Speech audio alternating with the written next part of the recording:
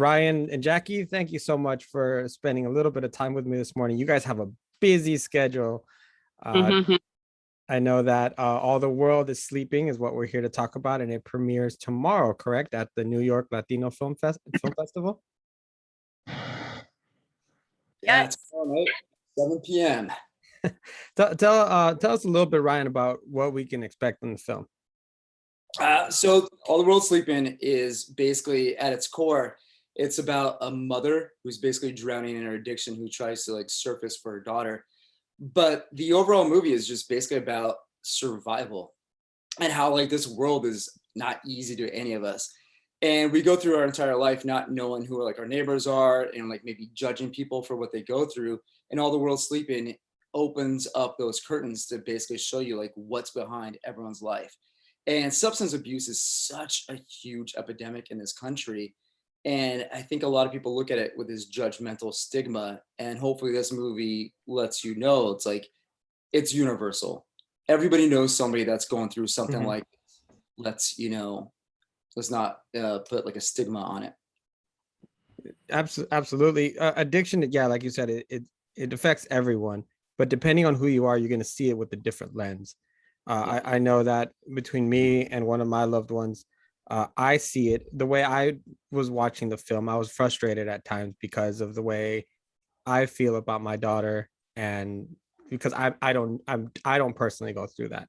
While one of my loved ones has somebody who she grew up that way, and it was heartbreaking to her in the sense that she knows that uh Chama's trying to do everything she can, but she physically can't get over it, and she understands a little bit more what she's going through, and I think that's kind of the beauty of the film, is that you really see that struggle. Thank you. Jackie, I want to talk a little bit about your character because it at times I almost felt like she was that like bad shoulder angel for Chama. You know, always really, in a sense, telling her what she wanted to hear. Tell us a little bit about her. Yeah, she's this emotional roller coaster who, I guess everybody,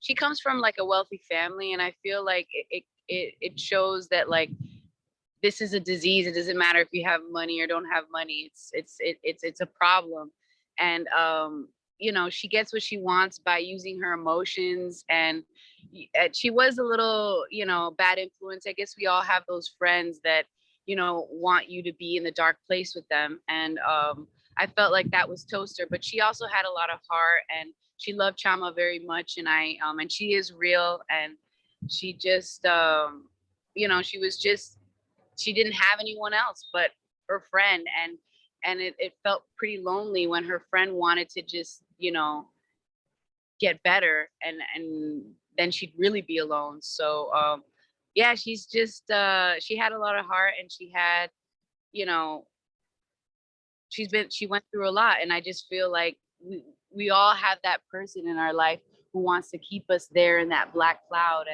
and it was really strong of Chama. No matter how much she wanted her friend there, she had to go to get her daughter back. Yeah. Ryan, what made Melissa Barrera? Well, we know now, but after watching the film, but when you were casting for the role for Chama, what made her the right choice at that time? So for Melissa, obviously Chama is, the heart of the film that like she takes us through the entire journey. It's through Chama's character that we meet Jackie Toaster's character, and we see, the entire like flight of this film. So for me, the important aspects of it was to make sure that the actress playing Chama could bring the empathy, the heart, but also properly convey like the struggle that this character is going through in a way that felt honest and authentic. With this film being based on the true stories of 7 women who, have basically lived, fought, and endured through substance abuse, it was very important for me to make sure their voices were heard in an authentic way. And when Melissa came in for the audition, it was the very first take she did. Not only did I feel like she nailed that, but she also felt like she came from New Mexico, because New Mexico also has like a very specific accent and a specific like way of, I guess, just going about like life. And she brought that to it without ever even being to New Mexico at all. Oh, nice. Jackie, I want to ask you, I mean, it's a lot of times we're seeing a good surge now in representation for the Latino Latinx community in TV and movies. And but now to take that and to even further cut it down with these women who are dealing with addiction and this cycle, how important is it a film like this so they can feel seen? Uh, it's so important. I mean, we're there, you know, we've always been there. And there's no color or, you know, race to this disease. And it's kind of, you know, it's sad to see, but it's also beautiful to see that you're not alone, you know, that someone like you is out there, that someone like you can beat this, that someone like you you know, that is finally seeing that I don't know, I felt like when we recorded it over there, it was just like this little world that I didn't even know about, like Mexico. Like we were in this gorgeous like white sand. I'm like, where are we? Like it felt like a different world to me, and it was just so beautiful. And I feel like I discovered something new in people, and something that I've never seen before, and that I got to play, and that I got to believe, and I got to meet the characters that these the women that these characters are, you know, inspired from. And they're just regular people just like us who just want to survive. And you know, they've been through so much, and I just feel really honored that I got to be that voice and that face. And they were just so honored. And I don't know, it didn't even feel like acting sometimes, because it was so real, because I was surrounded by the people and the love and the possibility and the hope. And I just think it's really important for us to be on the big screen, because it's time for us to show a little bit of ourselves. I feel like we've always been there. We just haven't been seen. And you know, it's Hollywood is a place where they don't believe it until they see it. So finally it's time, and here we are. And we're about to be on a big screen, my first time. Finally, I haven't even seen the movie, so you're so lucky. Like I've been begging Ryan for 2 years. He will not send it to me. But I'm just really excited to see it all come together tomorrow, and for these people to actually have a voice. And I'm honored that I get to be a part of that. So you've never done a feature film, that you've done mostly No, all I mean, television then? all the movies that I've done recently have been through COVID. So Oh, like, okay. you know, I've seen myself on the screen, but like not like tomorrow is going to be really big. From what Ryan is telling me, like it's going to be really big. So and also this character, you know, like I've never played someone like this, that has so much heart. And I don't know if you love her or hate her, but it's just hard to hate, you know, this character. And yeah, I'm just really honored that I get to see it's I would have to say my biggest role in a film so far. And I thank you, Ryan, for the opportunity. And I'm just really excited for tomorrow. Like, I don't know, I'm getting butterflies right now.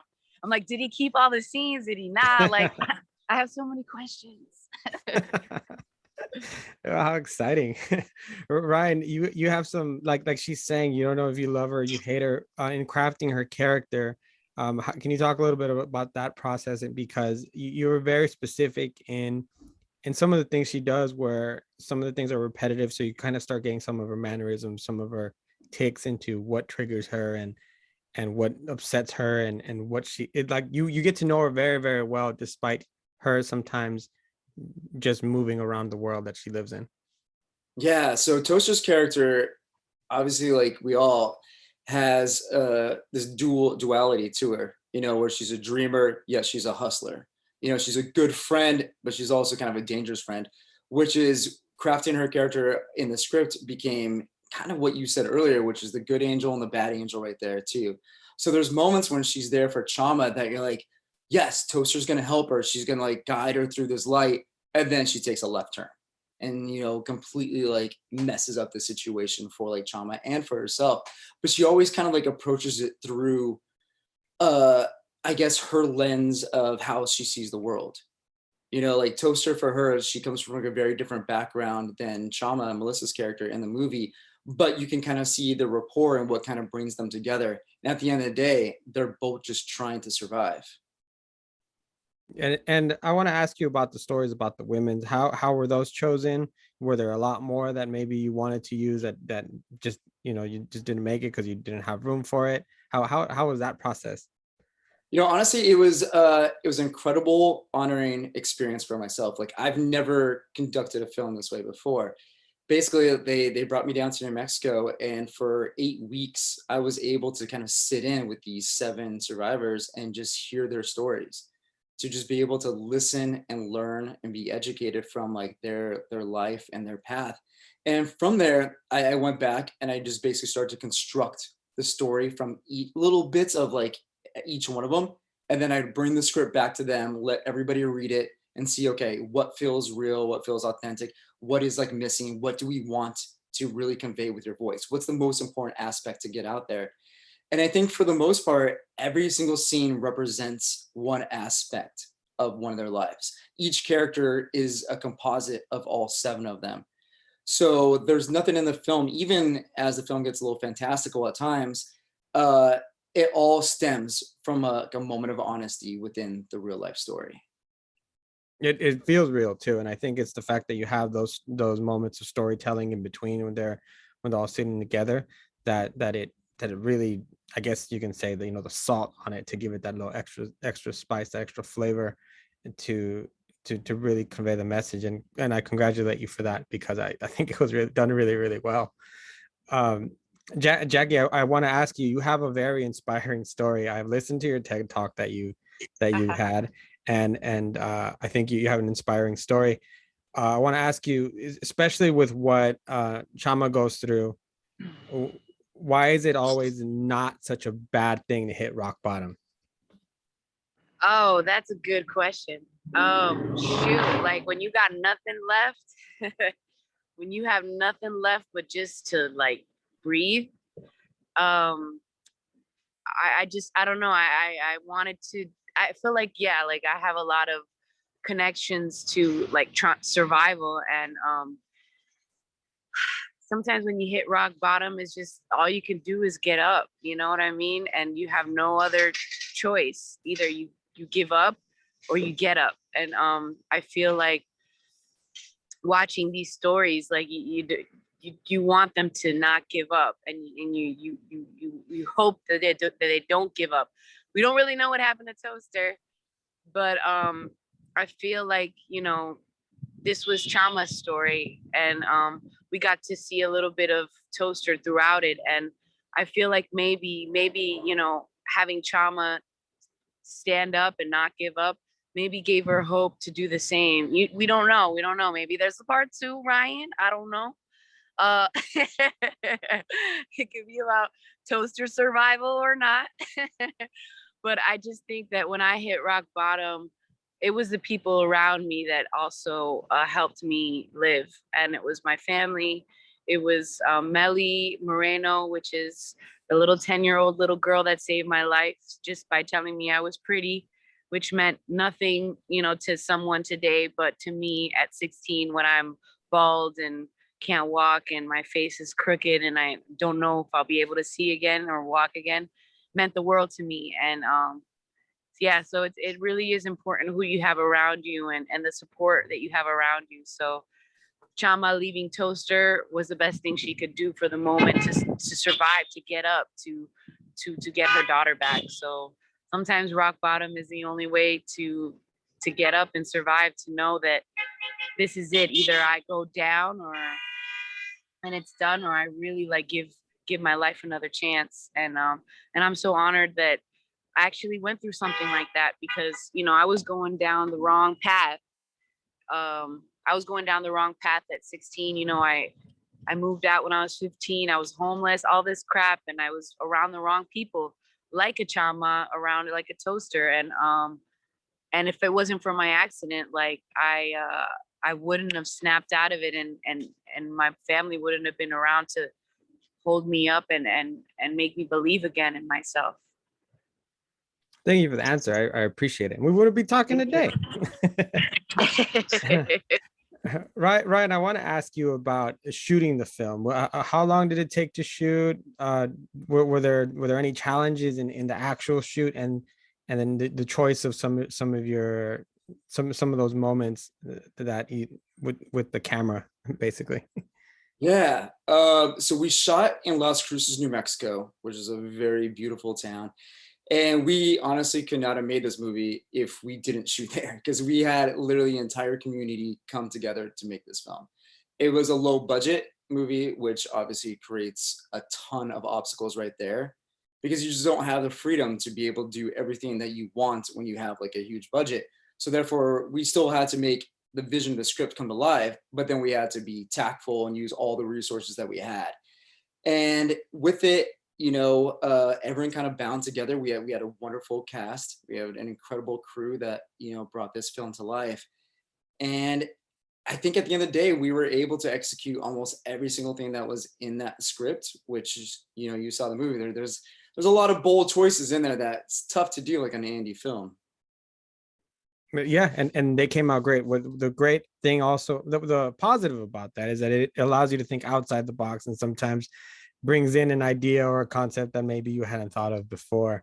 But I'm glad that it came out the way it did, even if maybe not necessarily the choice you did. I thought it was great, done very well. I want to wrap this up with the question I love to ask filmmakers and actors, because every job, every movie, every TV show is a learning opportunity. So Ryan, we'll start with you, and then Jackie, you can answer afterwards. What is one lesson that you take away from working on All the World is Sleeping? I guess the biggest lesson I can take away from this starts from how the script was made, and it's just listening to others, being able to listen, to learn, to take away from the people around you. As a filmmaker, a movie is only as good as the people you collaborate with. And by listening to other people's decisions and choices and their vision, you're able to create something beautiful off of that. I have to go after that. Every character for me, I learned something. I have a little bit of them forever in my heart. So, Toaster is just, I don't know, she was just this wild roller coaster of emotion that I feel like sometimes when you feel other people's emotions, you kind of heal.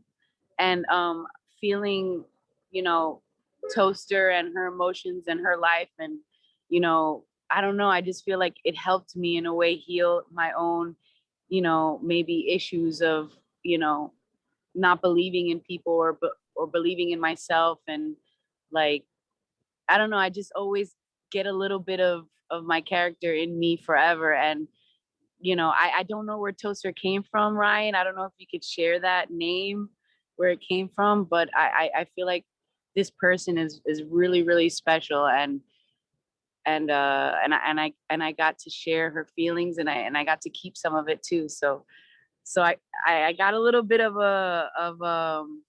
of more heart. I feel like, I don't know. So can you tell me, Ryan, where this name came from? Was it an actual person? Well, Toaster kind of came from, it's a composite of the 7 women who inspired the film. Most who Jackie was able to kind of meet with, and through the nonprofit Bold Futures was able to kind of like work with, to kind of understand exactly where they were coming from. But the actual name Toaster came from my sister, who had a lot of addiction problems herself. And she would always say, like, every day I have to wake up and I have to just be a brave little toaster. So from that. I didn't know that, Ryan. You made me cry right now. See, I knew it was special. Hope. I learned hope. Thank you for sharing that with us, Ryan. That it's is too early to cry. That is I gotta save it for tomorrow. those are gonna be, yeah, all other tears there too. Ryan and Jackie, thank you so much for spending some time with me this morning. Congratulations on a fabulous film. I'm sure you guys are gonna have a great time tomorrow. Thank you. Thank you. I hope to talk to you both again soon. Thanks. Okay. See you Bye. later, Ryan.